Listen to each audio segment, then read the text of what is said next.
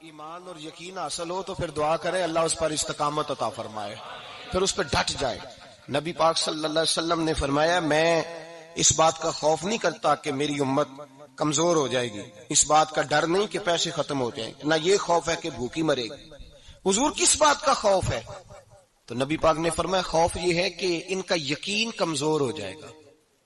یاد رکھیں اگر اعتبار نہ ہو تو گھر نہیں چلتا، تو اگر اللہ رسول پر یقین کامل نہ ہو تو پھر بندہ مسجد نہیں آ سکتا، پھر اس کا دین نہیں چلتا، پھر اس کے لیے مشکل ہے نماز، پھر اس کے لیے مشکل ہے راہ خدا میں خرچ کرنا۔ میرے نبی پاک نے فرمایا یوں نہ کہا کر کے یا اللہ چاہے تو دے چاہے تو نہ دے، جب مالک سے مانگ تو کہا کر یا اللہ تجھی سے مانگنا ہے، میں لے کے اٹھوں گا، تو مجھے دے گا۔ فرمایا جتنا تیرا یقین کامل ہوگا اتنا ہی اللہ تجھے جھولی بھر کے عطا فرمائے گا۔ کمزور سا مسلمان، لڑکھڑاتا سا مسلمان دیکھتا ہوں کرتا ہوں، اور یہ بھی نہ دیکھا کریں بھائی ایمان یقین کو استقامت کے درجے پہ لیں، یہ نہ دیکھا کریں کہ وہ کیسے دے گا، وہ کسی وسیلے کا محتاج نہیں ہے، وسیلے کو پسند کرتا ہے، پر وسیلے کا محتاج وہ بغیر وسیلے کے بھی دے دیتا ہے۔ ہر آدمی ماں باپ کے ذریعے پیدا ہوتا ہے، اگر پیدا کرنا چاہے تو جناب عیسیٰ کو بغیر باپ کے پیدا کر دیتا ہے، اگر پیدا کرنا چاہے تو حضرت آدم کو بغیر ماں اور باپ کے پیدا کر دیتا ہے۔ جب یقین رکھیں، یقین قرآن مجید پڑھیے، حضرت موسیٰ علیہ السلام فرعون کے دربار میں کھڑے ہیں، چاروں جانب دشمن ہی دشمن ہے، جادوگر آ گئے، انہوں نے سانپ چھوڑے، حضرت موسیٰ کے ہاتھ میں ڈنڈا تھا۔ حضرت موسیٰ کہتے ہیں یا اللہ کیا کروں؟ تو اللہ تعالیٰ نے فرمایا اپنا سانپ پھینک دو۔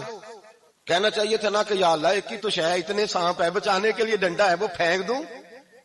ڈنڈا پھینکا جاتا ہے، سانپ کو دیکھ کر کے قابو کیا جاتا ہے۔ یہ میرا اور آپ کا ذوق ہے نا، لیکن انبیاء کرام کا انداز ملاحظہ کیجئے میرے عزیزو۔ اللہ فرماتے ہیں ڈنڈا، اے موسیٰ ڈال دے اپنا عصا۔ پہلے نہیں فرمایا کہ سانپ بن جائے گا، فرمایا بل تو ڈال دے۔ میں اور آپ ہوتے ہیں تو سام سامنے ہے، ڈنڈا ہاتھ میں ہے، ہم کہیں گے عجیب بات ہے، یہی تو دفاع کی چیز ہے، اسی کو ڈال دوں تو بچوں گا کیسے؟ کہا ڈال دو، تو حضرت موسیٰ نے ڈال دیا، کہا میرے رب کا حکم ہے تو میرے لیے بہتر ہی ہوگا۔ اللہ فرماتے ہیں جب موسیٰ نے ڈالا تو میں نے اس ڈنڈے کو، اس عصا کو اژدہا بنا دیا۔ اب کبھی عصا بھی اژدہا بنے، کبھی چھڑی بھی بہت بڑا اژدہا بنی ہے، لیکن قرآن کہتا ہے جناب موسیٰ نے ڈالا تو اللہ نے اژدہا، بلکہ اس سے پیچھے چلیے، عورتیں کمزور یقین کی ہوتی ہیں نا۔ جناب موسیٰ پیدا ہوئے تو اللہ فرماتے ہیں میں نے موسیٰ کی ماں کے دل میں بات ڈالی، ماں کے دل میں، صندوق میں ڈال کے تو اس کو دریا میں بہا دے۔ اور بھائی صندوق میں کہہ سکتے ہیں نا آکسیجن کیسے جائے گی، اور دریا میں بچے بچنے کے لیے ڈالے جاتے ہیں کہ ڈوبنے کے لیے ڈالے جاتے ہیں؟ ماں کے دل میں یقین کمزور نہیں تھا اماں کا۔ انبیاء کے ماں باپ موحد ہوتے ہیں، دین کو ماننے والے، ماں کے دل میں اللہ نے باپ، اللہ قرآن میں کہتے میں نے وحی کی، میں نے القاء کیا، میں نے بات ڈالی۔ حضرت موسیٰ کی ماں کہتی ہے میں نے ڈال کے نا سمندر میں بیٹا، میں نے سمندر میں بیٹا ڈال کے صندوق میں بند کر کے رب کے حوالے کیا۔ آپ فرماتے ہیں میرے مالک کا بھروسہ کیا تو پھر میرے مالک کا کام دیکھو، کمال دیکھو، میں نے دریا میں ڈالا، اللہ نے فرعون کے گھر میں میرے بیٹے کی پرورش کرا دی۔ یہ یقین کہ حضرت موسیٰ کے پاس قوم آئی، قرآن پڑھیے، کہ جناب پانی چاہیے، وَإِذِ اسْتَسْقَىٰ مُوسَىٰ لِقَوْمِهِ، موسیٰ نے اپنی قوم کے لیے پانی مانگا، ہم نے کہا فَانْفَجَرَتْ مِنْهُ اثْنَتَا عَشَرَةَ عَيْنًا، اپنا ڈنڈا پتھر پہ مارو۔ عقل والا آدمی ہوتا تو اڑ جاتا، کہتا یا اللہ پتھروں سے بھی کبھی پانی نکلا ہے؟ اضرب بعصاک الحجر، مارو پتھر پہ ڈنڈا۔ اللہ کے نبی نے منٹ نہیں لگایا، ٹھا کر کے ڈنڈا لگایا۔ فانفجرت منہ اثنتا عشرۃ عینا، اللہ فرماتے ہیں جناب موسیٰ نے ایک عصا مارا، میں نے 12 چشمے جاری کر دیے۔ تو لے تو لا اللہ کرتا ہے، اللہ کہتا ہے پڑھ نماز روزی دوں گا، کہتا ہے سوچتا ہوں۔ اللہ فرماتا ہے آجا مسجد میں تیرا ہو جاؤں گا، کہتا ہے دیکھتا ہوں۔ رب فرماتا ہے تو میرے محبوب کی غلامی کر، میں تجھے محبوب بنا لوں گا۔ تو کہتا ہے تھوڑا بڑا ہو کے داڑھی رکھنی ہے، ابھی سیانا ہو کے میں ذرا سرٹیفکیٹ لے لوں اسرائیل سے کہ کتنے سالوں کے بعد آئے گی، پھر شروع کروں گا۔ پروگرام بنا رہا ہے، ابھی تو ارادے میں ہے۔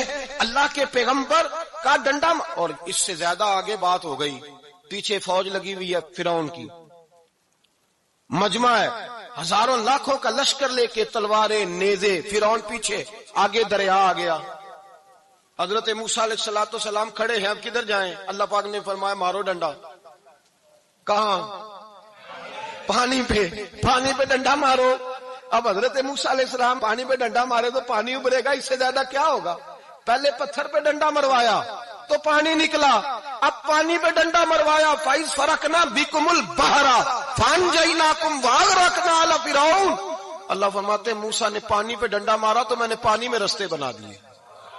ایک جگہ ڈنڈا مارا تو پانی نکل آیا، دوسری جگہ عصا مارا تو پانی خشک ہو گیا. 12 چشمے بن گئے، 12 رستے بن گئے دریا میں سے. حضرت موسیٰ علیہ السلام گزر گئے اور اللہ فرماتے ہیں فرعون بھی آیا تو اسے میں نے غرق کر دیا اور وہ کھڑا دیکھتا ہی رہ گیا کہ بنا کیا ہے. جب یقین کامل نصیب ہوتا ہے، اعتماد کی دولت اللہ دیتا ہے، جب انسان کو یہ انشراح صدر ہو جاتا ہے کہ میری نجات خدا کے حکم میں ہے اور رسول اللہ کے قدموں میں ہے، جب اسے یہ انشراح حاصل ہوتا ہے تو پھر نماز کا لطف آتا ہے. غور کیجیے کیا جملہ کہہ دیا میں نے. پھر اسے نماز کا پھر اسے نماز بوجھ نہیں بلکہ نماز نہ پڑھے تو اس پر بوجھ ہوتا ہے. پھر قرآن مجید اس کی روح کا ساتھی ہو جاتا ہے. پھر عبادات، تقوی، پرہیزگاری، پھر وہ ایک سنت کے چھوٹنے پر پریشان رہتا ہے جب یقین کی دولت نصیب ہوتی ہے. قرآن مجید فرقان حمید نے کہا ایمان لاؤ تو پھر ایمان پہ ڈٹ جاؤ، مسلمان بنو تو پھر اسلام پر. پھر یہ جو کمزوری ہے نا، یہ دیکھتے ہیں، کرتے ہیں، چلتے ہیں، ابھی کل ابھی پرسوں بہانے ہیلے، ابھی میں نماز شروع کرتا ہوں دیکھتا ہوں لا الہ الا اللہ محمد الرسول اللہ صلی اللہ علیہ. جب کسی نے کلمہ پڑھا تو اس پر پورا دین ضروری ہے، پورا. اب وہ یہ نہیں کہہ سکتا کہ تھوڑا تھوڑا کر کے آؤں گا. یقین کی دولت نعمت. اللہ پاک قرآن مجید میں فرماتے ہیں ان الذین قالوا ربنا اللہ ثم استقاموا، جنہوں نے کہا کہ اللہ ہمارا رب ہے اور پھر وہ اس پر ڈٹ گئے. پھر اس پر وہ کہا تو ڈٹ گئے، کھڑے ہو گئے. نہیں، اللہ ہی رب ہے، اللہ ہی دینے والا، اللہ ہی مالک، اللہ ہی ہمارا رازق ہے، رب ہی ہمارا سب کچھ.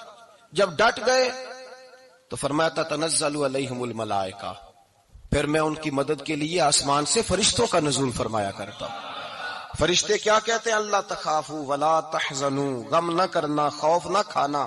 وابشروا بالجنۃ التي كنتم توعدون، ہم تو تمہیں اللہ تبارک و تعالی کی اس جنت کی خوشخبری دینے آئے ہیں جس کا رب نے تمہارے ساتھ وعدہ کیا ہوا ہے.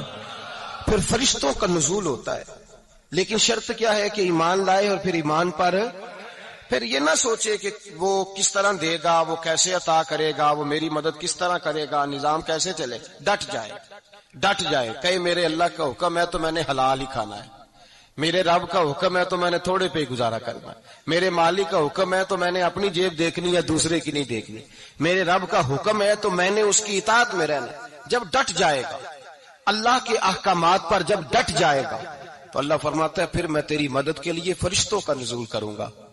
نبی پاک صلی اللہ علیہ وسلم نے فرمایا 2 دولتیں اگر کسی کو اللہ دے دے تو سمجھے اللہ نے اسے دنیا کی سب سے زیادہ دولت عطا فرما دی. یا رسول اللہ وہ کون کون سی چیزیں ہیں؟ فرمایا ایک جس شخص کو اللہ نے معاف کرنے کی دولت عطا کر دی، جو معاف کرنے لگ گیا، جس کی طبیعت میں درگزر آ گیا، جو معاف کرنے لگا، غلطیاں معاف کرنے لگا، جس کو ایک دولت یہ مل گئی.